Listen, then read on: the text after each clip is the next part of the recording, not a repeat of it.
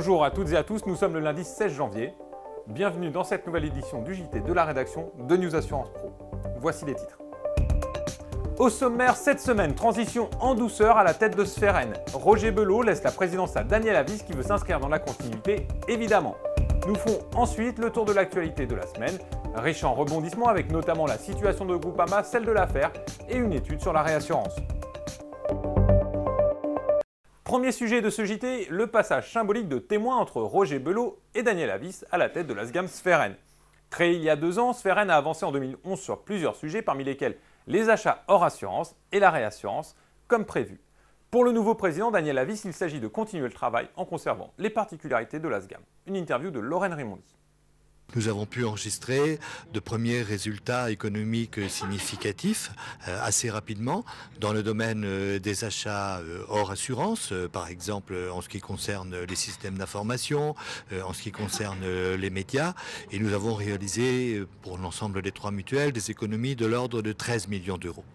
Nous avons également eu des résultats immédiats en termes de réassurance par la mutualisation de certains traités sur la garantie individuelle et sur les risques climatiques.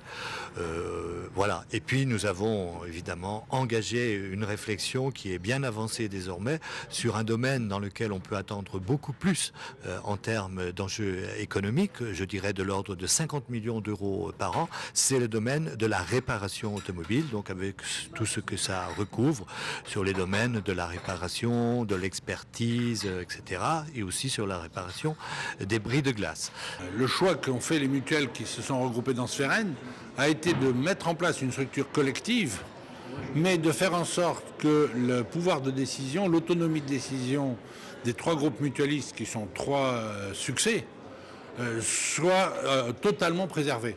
À partir de là, il est bien évident que l'action commune est plus compliquée, plus complexe à mettre en œuvre, et donc nous travaillons énormément à développer ensemble des solutions, tantôt pour 2 des mutuelles, tantôt pour 3 des mutuelles, en fonction des sujets. Mais Spheren est une belle réussite et nous avons la concrétisation de nos efforts au fur et à mesure des sujets qui évoluent et qui avancent bien. Une dernière question, juste, Roger Belot a fait un premier bilan de ces 2 ans. Vous vous placez dans la continuité finalement ou il y a 2 nouveaux chantiers qui vont apparaître ? Non, nous sommes complètement en continuité, il n'y a absolument aucune rupture. De ce point de vue-là, si tous les changements dans ce pays pouvaient se faire aussi bien, on perdrait beaucoup moins de temps. C'était le feuilleton du second semestre 2011 et c'est devenu l'affaire de la rentrée. Groupama s'apprête à vendre Ganoro Courtage selon une information dévoilée par l'AFP et rapidement confirmée, officieusement pourtant, en interne. Autre sujet présent dans le tout en images, l'affaire et son président qui annonce les taux servis au titre de 2011 et une étude sur les renouvellements de la réassurance. Un sujet préparé par Thierry Goubi et Lorraine Raymondi. Le feuilleton Groupama revient dans l'actualité peut-être un peu plus tôt que prévu. Dans une note interne citée par l'AFP et confirmée par différentes sources, l'assureur mutualiste prévient les salariés de Ganoro Courtage de la mise en œuvre du processus de cession de leur entité.